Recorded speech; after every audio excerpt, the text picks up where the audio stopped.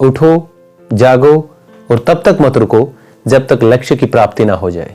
नमस्कार, आप देख रहे हैं मास्कोम जंक्शन। दोस्तों, आज राष्ट्रीय युवा दिवस है। आज दिन है उन महान शख्सियत को याद करने का जिन्होंने हम सब का मार्ग प्रशस्त किया और आज भी वो हमें लगातार राह दिखा रहे हैं। जी हाँ, हम बात कर रहे हैं स्वामी विवेकानंद जी की। आज उनका जन्मदिन है और उनके जन्म दिवस को राष्ट्रीय युवा दिवस के रूप में मनाया जाता है। यह दिन है उनसे प्रेरणा लेने का। यह दिन है कि स्वामी विवेकानंद जी ने कैसा भारत बनाने का सपना देखा था, वो दुनिया को कैसा देखना चाहते थे। तो हम सब युवाओं के लिए, युवा पीढ़ी के लिए इंट्रोस्पेक्शन का टाइम है, अंतरावलोकन का समय है। आज इस मौके पर मैं युवा साथियों से कुछ शेयर करना चाहूंगा, उन्हें कुछ सजेशन देना चाहूंगा और मैं खुद भी कोशिश करूंगा कि उन सजेशन पे और जो मैं आपसे बातचीत कर रहा हूं उसको मैं खुद भी फॉलो कर पाऊं और आपसे मैं साझा कर रहा हूं। तो आप भी, उम्मीद करूंगा कि अगर आप उन चीजों को फॉलो करेंगे, उन पॉइंट्स पे आप मंथन करेंगे, तो आप सच में वो भारत बना सकते हैं, आप वैसी दुनिया बना सकते हैं जिसका सपना स्वामी विवेकानंद जैसे महानुभावों ने देखा था।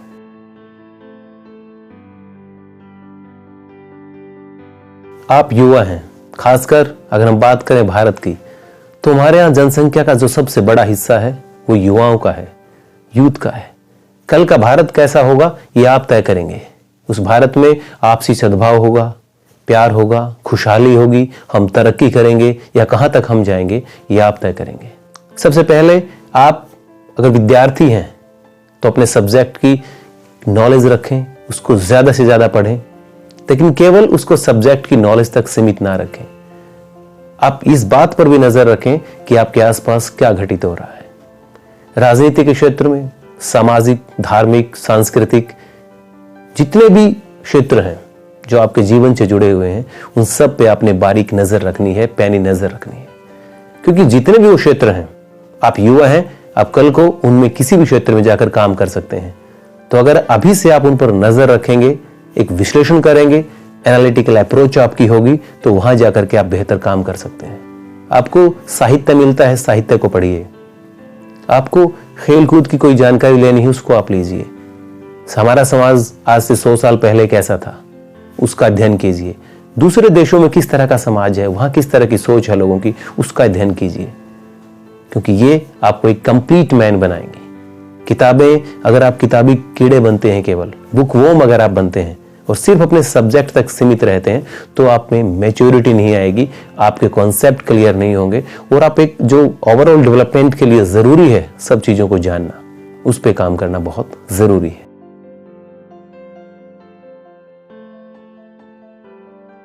अक्सर हम युवाओं के मुंह से सुनते हैं ये बात कि मैंने बहुत एफर्ट्स किया लेकिन किस्मत नहीं थी, रोजगार नहीं है, क्या करें, किस्मत वालों को रोजगार मिलता है। मेरा युवा साथियों से ये कहना है, उनको एक सजेशन है कि हमारे हाथ में सिर्फ मेहनत है, मेहनत कर सकते हैं। किस्मत, हो सकता है मेहनत से आपकी किस्मत बदल जाए, क्योंकि आपके हाथ में सिर्फ मेहनत है। आप जिस भी विषय में अपना करियर बनाना चाहते हैं, आप खिलाड़ी बनना चाहते हैं, साइंटिस्ट बनना चाहते हैं, डॉक्टर बनना चाहते हैं, जर्नलिस्ट बनना चाहते हैं, इंजीनियर बनना चाहते हैं, पहले आप अपने सब्जेक्ट पे अपनी कमांड कीजिए। उसके बाद मैं दावा आपसे करता हूं कि अगर आपके सब्जेक्ट पे कमांड है, मास्टरी है, तो हो सकता है आपको सक्सेस पता नहीं किस रूप में मिले। एक पैमाना हमारी सोसाइटी में है कि आप सरकारी नौकरी पे नहीं है तो आप सफल नहीं है। बहुत से लोगों का पैमाना है, बहुत एक नैरो अप्रोच है ये। तो अगर आपने केवल ये मान लिया कि सरकारी नौकरी ही सफल होने का पैमाना है, तो आप गलत हैं। अगर आप अपने सब्जेक्ट की कमांड रखते हैं तो लोग आपके पीछे पीछे आएंगे। तो आपने केवल नॉलेज गेन करने के लिए, ज्यादा से ज्यादा मास्टरी करने के लिए सब्जेक्ट पे काम करना है। किस्मत क्या होगी वो हमारे हाथ में नहीं है, और जो चीज हमारे हाथ में नहीं है उस चीज के लिए हमें कभी घबराना नहीं है, उस चीज के लिए हमें कभी दुख नहीं मनाना है।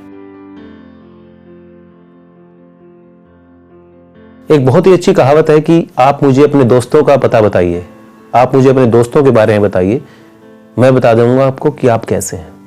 यानी जैसे आप हैं, जैसे आपके दोस्त हैं, वैसे ही आप होंगे, और जैसे आप हैं वैसे आपके दोस्त होंगे। तो जब आप दोस्तों का चुनाव करते हैं, खासकर वो यूथ जो कॉलेज में जिसने जाना शुरू किया है, यूनिवर्सिटी में जो पढ़ रहे हैं, ये दोस्त बनाने की प्रक्रिया शुरू यहां से होती है। तो दोस्त जब आप चुनते हैं, क्योंकि दोस्त आपके बहुत करीब होते हैं, फैमिली के बाद अगर आपके कोई सबसे करीब होता है तो आपके दोस्त होते हैं। वो आपकी फैमिली में भी आते हैं, डिस्कशंस भी करते हैं, वो आपको मोटिवेट भी करते हैं।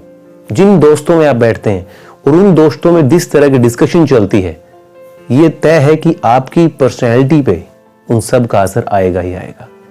इसलिए आप क्या बनना चाहते हैं, किस सेक्टर में काम करना चाहते हैं, इसलिए आप उसी तरह के दोस्तों को चुनिए, क्योंकि वहीं से आपको प्रेरणा मिलेगी, वहीं से आपको सकारात्मक ऊर्जा मिलेगी। और अगर आप थोड़ा सा फेल भी कभी हो जाते हैं तो वो दोस्त आपको जरूर संभाल लेंगे और आपको आगे बढ़ने के लिए प्रेरणा देंगे। इसलिए आप दोस्ती करते वक्त या दोस्त चुनते वक्त हमेशा समझदारी दिखाएं, दिल से चुने, केवल दिमाग से नहीं, लेकिन उन दोस्तों को चुने जो आपको प्रेरणा दें, जो सकारात्मक ऊर्जा दें। आजकल जो यूथ के सामने सबसे बड़ी एक समस्या उभर कर आ रही है, हर कोई परेशान है, बहुत से पेरेंट्स परेशान है कि हमारा बच्चा बहुत ज्यादा मोबाइल का इस्तेमाल करता है, सोशल मीडिया का बहुत ज्यादा उसको एडिक्शन हो गई है। मैं युवा साथियों से कहना चाहूंगा, विद्यार्थियों से खासकर, क्योंकि हम कॉलेज में टीच करते हैं तो बच्चों को देखते हैं, आप मोबाइल को अपना असिस्टेंट बना के रखिए, उसको अपना बॉस मत बनाइए। आप मोबाइल से क्या क्या सीख सकते हैं उसकी एक लिस्ट बनाइए और आप 1 घंटा 1.5 घंटा जो भी टाइम टेबल के अकॉर्डिंग आपको मिल पाता है वो फोन को दीजिए। आपके जो 5, 6, 7 साल हैं, कॉलेज लाइफ, यूनिवर्सिटी लाइफ, ये आपका गोल्डन पीरियड है, स्वर्ण काल है आपकी जीवन का। इन 5 से 7 साल में अगर आपने 100% से 200% दीजिए आप उस चीज को जो आप हासिल करना चाहते हैं। आप टीचर बनना चाहते हैं, बिजनेसमैन बनना चाहते हैं, या कोई भी काम करना चाहते हैं, आप उस काम को आपने समय देना है। अगर आपने ये 5-7 साल दिन रात एक करके उस चीज को समय दिया तो उसके बाद आपके पास अच्छी गाड़ी भी होगी, अच्छा घर भी होगा, आप मनचाहा मोबाइल फोन भी ले सकते हैं, कहीं घूमने जा सकते हैं दुनिया के किसी भी कोने में। लेकिन अगर आपने इसका उलट किया, यानी सिर्फ मोबाइल पे आपने फोकस किया और मोबाइल पे भी आपने वो चीजें देखी या मोबाइल पे भी वो वहां समय खराब किया जिसका आपके करियर से लेना देना नहीं है, जिसका आपकी डेवलपमेंट, आपकी ग्रोथ से लेना देना नहीं है, तो आप जिंदगी भर पछताएंगे। तो यह आजकल हर घर की समस्या है। तो युवा दिवस पर आप प्रेरणा ले सकते हैं स्वामी विवेकानंद जी से और कोशिश कर सकते हैं कि हम उनके अरमानों को पूरा करें और एक अच्छी राह पर चलें। दोस्तों, जब आप युवा होते हैं तो आप सबसे ज्यादा एनर्जी आप में होती है। जिंदगी में जो एक पीरियड होता है, जो दौर होता है, युवा होने का दौर होता है, उस दौर में आपके पास सबसे ज्यादा एनर्जी रहती है। आप कुछ भी कर गुजरने का मादा रखते हैं और यही वो दौर होता है जो नाजुक दौर होता है। बहुत से लोग युवाओं का इस्तेमाल अपने गलत कामों के लिए करते हैं। वो आपको बहकाते हैं, आपको उनसे सावधान रहना है। आपको अपनी एनर्जी को कंस्ट्रक्टिव कार्यों में लगाना है, यानी रचनात्मक कार्यों में लगाना है। यह तय है कि युवा जिस दिशा में जाएगा उस दिशा में उसको सक्सेस जरूर मिलेगी। अगर दुर्भाग्य उसका है, अगर वो गलत राह पर चला तो गलत काम भी वो तरीके से करेगा, लेकिन अगर वो सौभाग्य है उसका, अगर वो अच्छे रास्ते पर चला तो अच्छे काम में उसको सफलता मिलना तय है। तो आपको उन लोगों से बचना है जो आपका मिसयूज करने वाले हैं, उन लोगों की बातों में, बहकावे में आने से बचना है जो आपको मिसगाइड करने वाले हैं।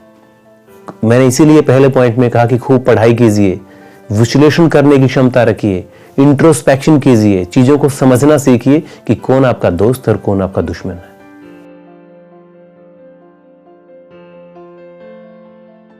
और ये सब चीजें जो हमने डिस्कस की हैं अब तक, वो सब चीजें हम तभी कर पाएंगे जब हमारा स्वास्थ्य अच्छा होगा, हमारी हेल्थ अच्छी होगी। आज युवा तबका, एक बहुत बड़ा तबका युवाओं का नशे की गिरफ्त में है। ड्रग्स एडिक्ट हो चुके हैं काफी युवा, अलग अलग सेंटर खोले जा रहे हैं उनको नशा छुड़वाने के लिए। इसके अलावा इस बहुत से और बहुत तरह के नशे हैं, लत हैं, जिनसे युवा जूझ रहे हैं। इसके बाद वो तनाव में चले जाते हैं, अवसाद में चले जाते हैं, और ऐसा युवा एक महान राष्ट्र की स्थापना नहीं कर सकता। एक अच्छी दुनिया की कल्पना ऐसे युवाओं के भरोसे नहीं हो सकती। तो आपसे गुजारिश, इस युवा दिवस पर आप प्रेरणा लें कि नशे से दूर रहें, किसी भी तरह का नशा। जैसे मैंने कहा, मोबाइल भी एक नशा है, सोशल मीडिया का ज्यादा इस्तेमाल भी एक नशा है, दूसरे नशों की तरह। तो कोई भी लत आप में नहीं होनी चाहिए, सिर्फ अच्छा काम करने की आप में लत हो कि आपको अच्छा काम करने से आपका कभी जीना भर। कई बार ऐसा होता है कि आप जब बहुत मेहनत करते हैं, कई बार का टेस्ट क्लियर नहीं होता है, कई बार आप जॉब के लिए तैयारी कर रहे हैं, कई बार आपका वहाँ भी आपको सफलता नहीं मिलती है, तो बहुत बार ऐसा होता है सोसाइटी ताने आपको देती है, तो कई बार आप अवसाद में चले जाते हैं और यही वो दौर होता है खुद को संभालने का। तो जैसे मैंने कहा, उस वक्त आपके फैमिली मेंबर हैं, उनसे आप शेयर कीजिए, आपका कोई खास दोस्त है वो आपकी केयर करेगा, उससे आप शेयर कीजिए। साथ ही उस दौर में आप उन लोगों के बारे में पढ़िए जो आपकी ही तरह थे, जिनके साथ वो सब सिचुएशन हुई या वो सब परिस्थितियां रही जो आज आपके साथ हैं। उन लोगों ने खुद को उन परिस्थितियों में कैसे उभारा, कैसे उन्होंने काम किया और कैसे आज उनको हम याद कर रहे हैं, आज हम सभी के लिए प्रेरणा स्रोत बने हुए हैं। तो उनकी जीवनियां पढ़िए, उनके बारे में पढ़िए और कैसे उन्होंने संघर्ष करके खुद को उन विपरीत परिस्थितियों से, प्रतिकूल परिस्थितियों से अनुकूल परिस्थितियों की तरफ वो खुद को लेकर के आए।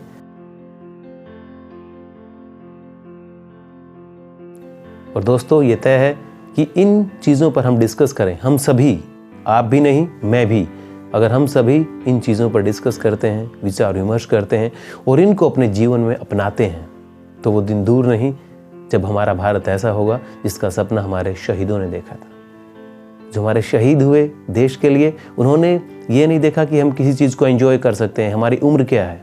उनकी उम्र ऐसे थे, बहुत से शहीद जिनकी युवा थे लेकिन शहीद हो गए इस देश के लिए। उन्होंने नहीं देखा कि हमें बहुत से ऐशो आराम करने हैं, सिर्फ उन्होंने अपनी जान की बाजी इसलिए लगाई कि हमें एक अच्छा कल मिले। और उनके सपनों का भारत बनाना हमारी नैतिक जिम्मेदारी बनती है। और उम्मीद करता हूं कि अगर हम सब इन पहलुओं पर काम करेंगे, इन एस्पेक्ट को समझने की कोशिश करेंगे, तो ये हम कर पाएंगे और यही उन सब के लिए असली तोहफा होगा। अंत में आप सभी को राष्ट्रीय युवा दिवस की पुनः शुभकामनाएं। और हम नमन करते हैं स्वामी विवेकानंद जी को कि उन्होंने हमें ऐसी शिक्षाएं दी कि हमें वो जीवन भर राह दिखा रही हैं और आगे भी दिखाती रहेंगी। नमस्कार दोस्तों, आप देखते रहिए मास कॉम जंक्शन। धन्यवाद।